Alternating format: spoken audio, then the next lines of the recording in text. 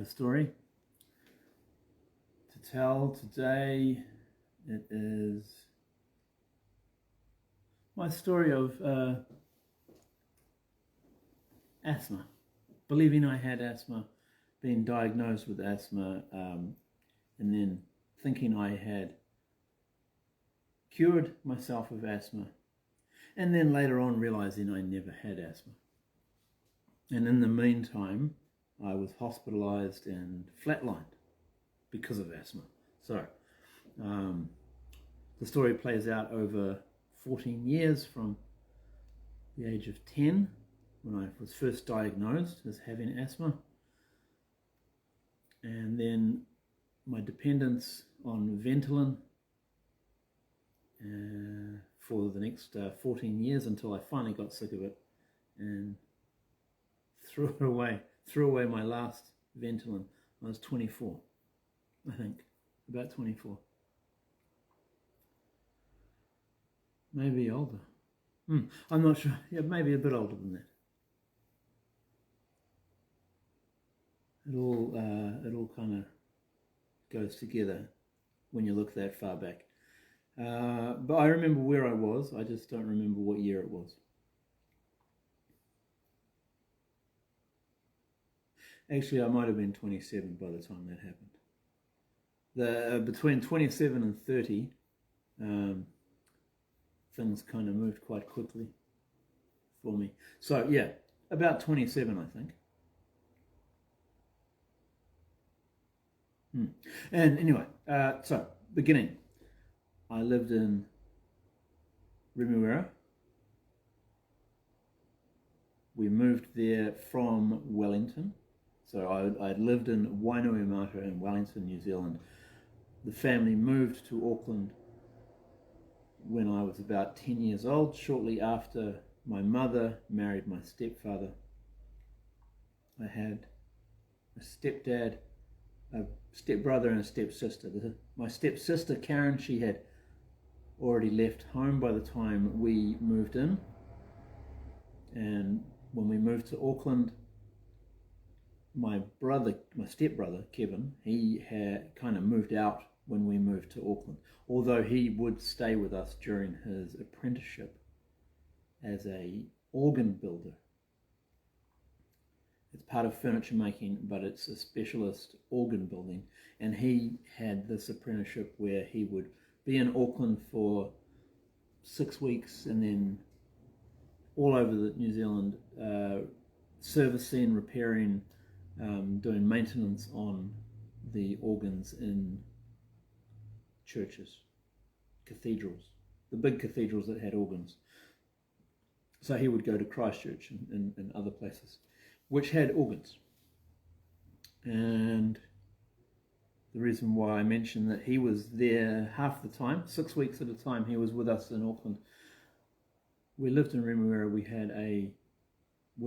My parents, when we moved to Auckland, they bought the lease of a private hotel, which is a hotel without a liquor license. So it was more of a boarding house, and it was called Remuera House, and it still exists, but we lived there about 40 years ago. For about 5 years, I think. Yeah. So I was 10, I think. Maybe before I turned 10, or I think I had my 10th birthday in Auckland. And my brother and I shared a room, although it was a very large room, and it had it was underground.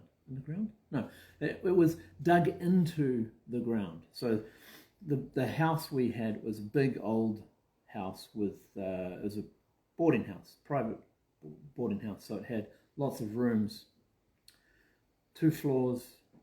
Our family apartment was like one corner of the ground floor, and then there was a dining room, a lounge, a library. I think there was a library,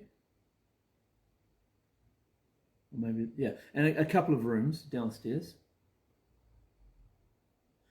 And then upstairs was all rooms and bathrooms men's and women's bathrooms. So it wasn't a real hotel. Like, it didn't have bathrooms for every room. It was mostly just bed and breakfast, and a communal bathroom and shower. So there was a women's and a men's bathroom and shower.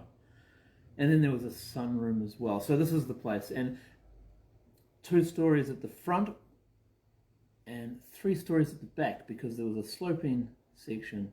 My room, or Kevin shared my room with me, but I was there all the time. He was there half the time. It was dug in. So there was a tool shed and a bedroom. We eventually put up a partition, a wall that divided the room, but in the first while, I'm not sure how long, for the first while, it was one big space. And that's important. It comes into the story. The fact that that was my bedroom and it was dug into the ground, excavated under the house. I don't know if it was part of the original building, but it may have been a later addition. Or the fact that it was a bedroom may have been converted into a room later, where it might originally have just been a shed or something. And so, maybe 5 or 6 months after moving there, I was definitely 10 by this time, I was having respiratory illness concerns. And my mother took me to the doctor. The doctor diagnosed me with asthma and gave me a prescription for Ventolin, and so I was on Ventolin. The Ventolin worked very well, intended, and it opened up my airways whenever I was feeling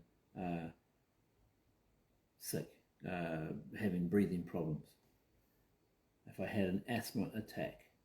So most of the time I was fine, but then sometimes I would get wheezy, and the wheezy, restricted breathing, I would take the Ventolin and that would open my airways, and I could breathe more comfortably and relax.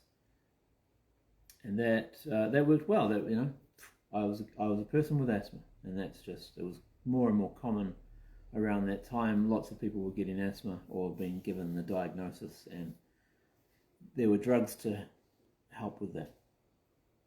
And that went on for many, many years. Fast forward to when I was about 20, I think. I'd moved out of home. I was flatting, working.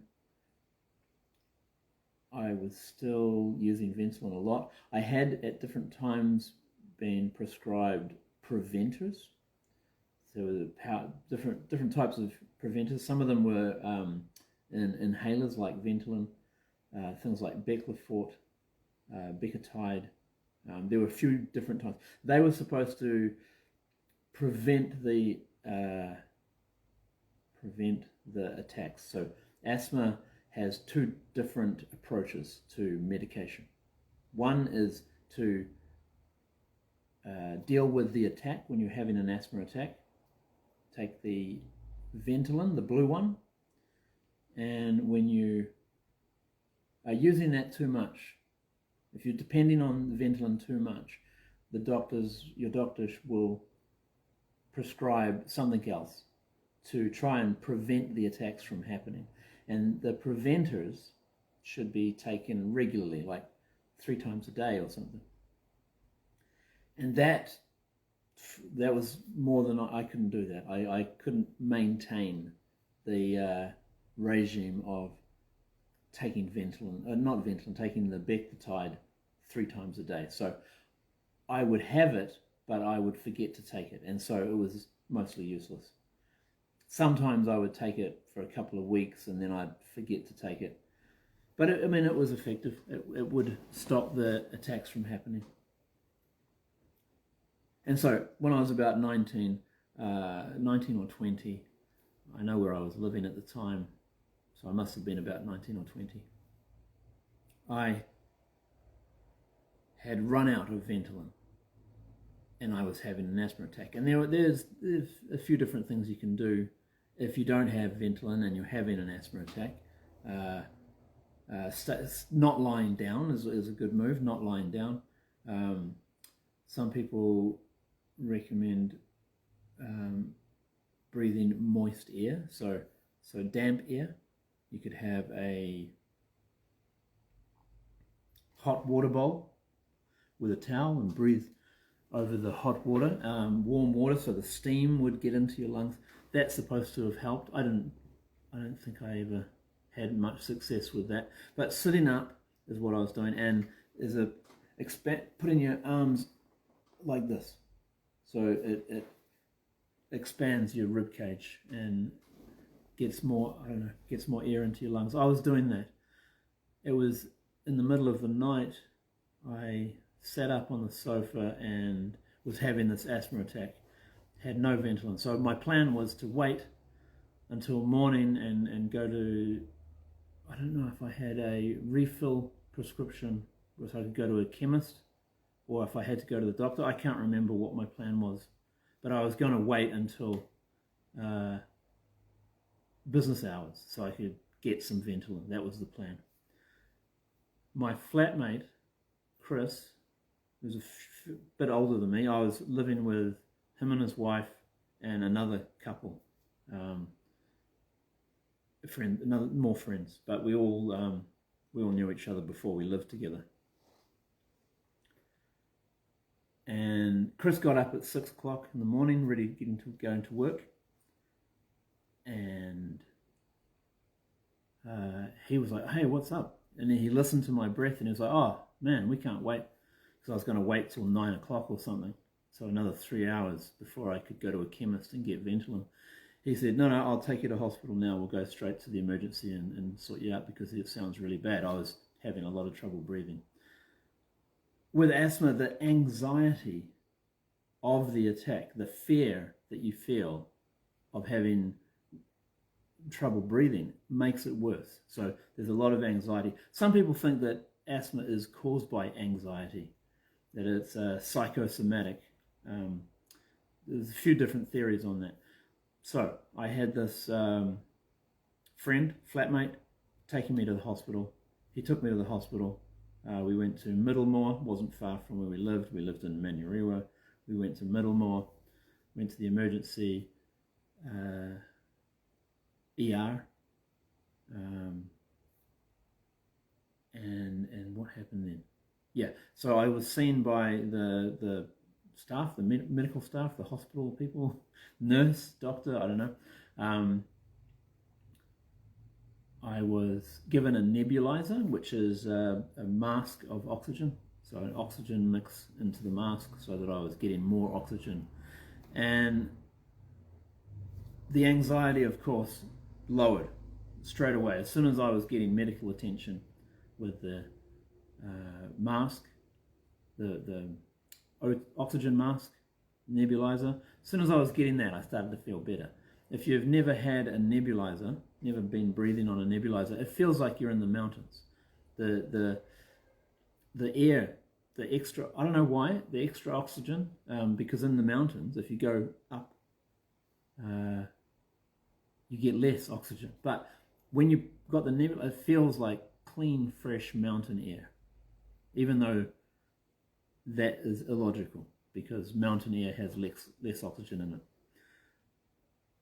So there I am in the emergency unit at Middlemore Hospital, and there was a senior doctor and an intern, like a doctor who had been to university but didn't have a lot of experience. I didn't know that, but he was quite young.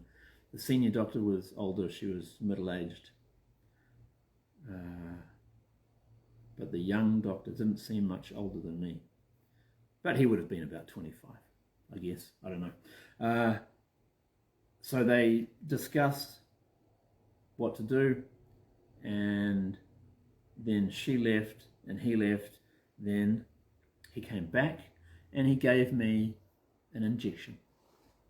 Now the injection was supposed to it was supposed to be like an adrenaline and give me a boost, get my, I don't know, I'm not sure exactly what it was supposed to do, but what it did was it gave me a heart attack, basically. Not physical damage, like nothing burst. It didn't make my heart explode, but it made my heart stop. I had a huge panic. As soon as he put the injection in my arm, it felt cold. It felt hot. It went. It felt different. It was just. I felt it moving in my vein, artery, I guess, in my artery. It was like, and I got a metallic taste in my mouth, and this was all shocking. And I lurched off the gurney, the hospital bed that I was sitting on. I wasn't lying down, I was sitting, but I was on a gurney, and I lurched off the gurney and clutched at his lapel. His lapel is on his jacket, his white laboratory coat, like teachers sometimes wear. Scientists, doctors wear these coats, lab coats, to protect their clothes. He was wearing one of those, and I clutched his lapels,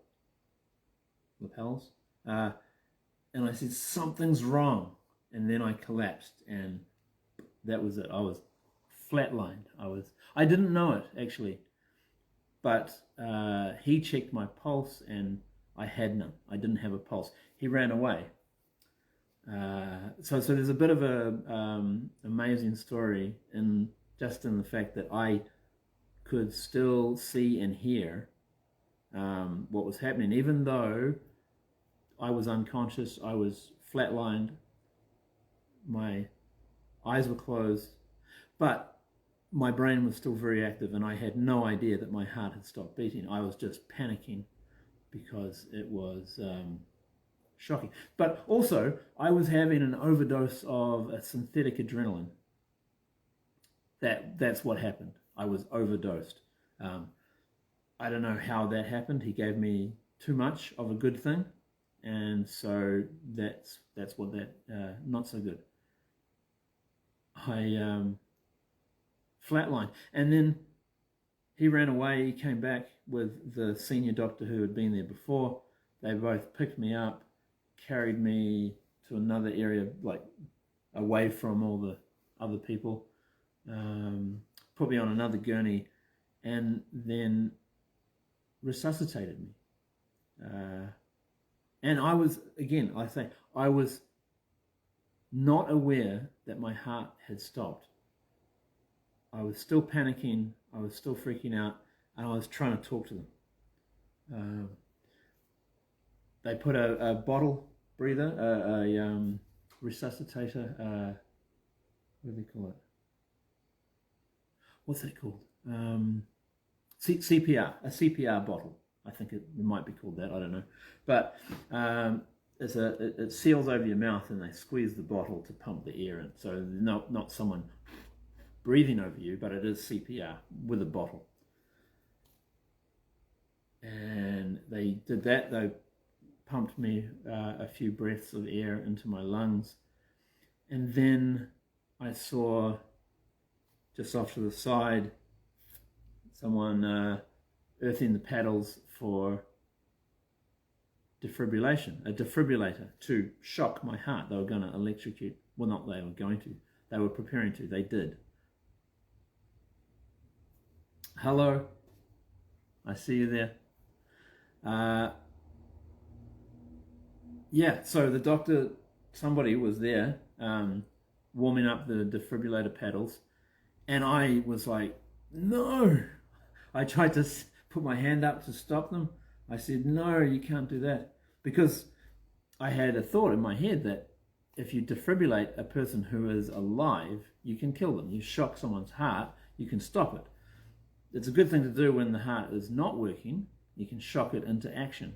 But when somebody is alive, you should not defibrillate them. So I was like, no, don't do that.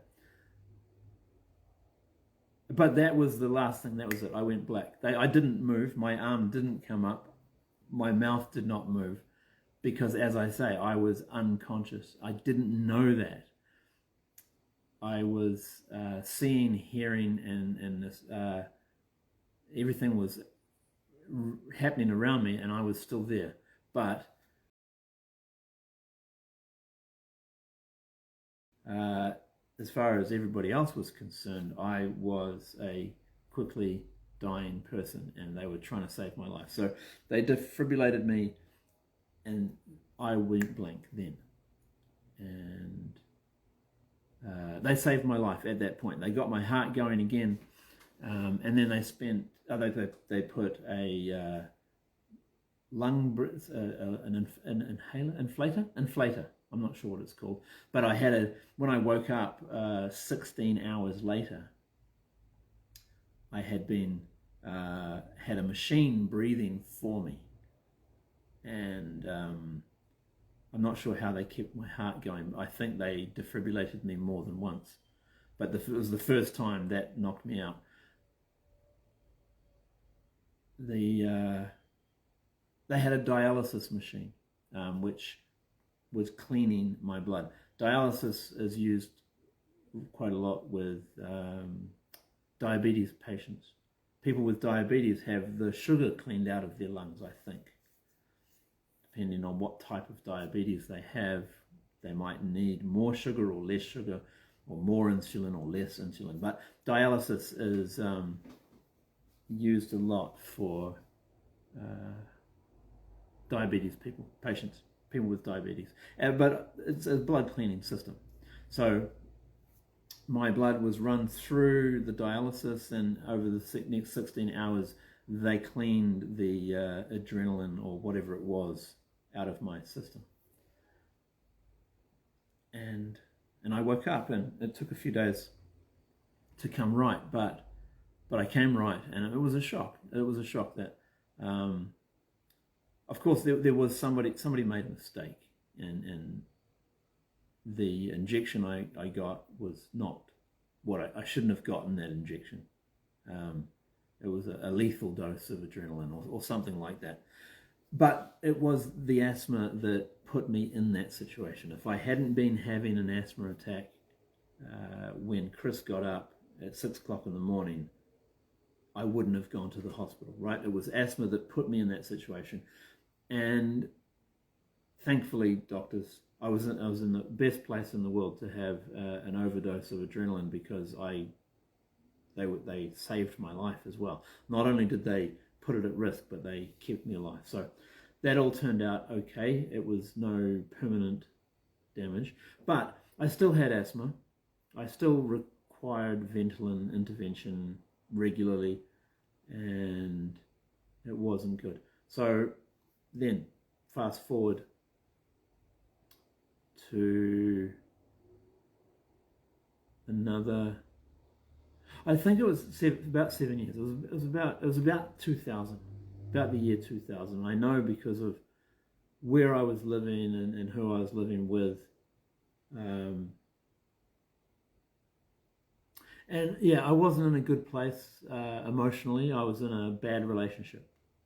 It was just that relationship ended not long later, but I was with a woman that we weren't ready for each other, I would say, or I wasn't ready for her, or she was, I don't know. But we wanted different things, and we weren't getting it.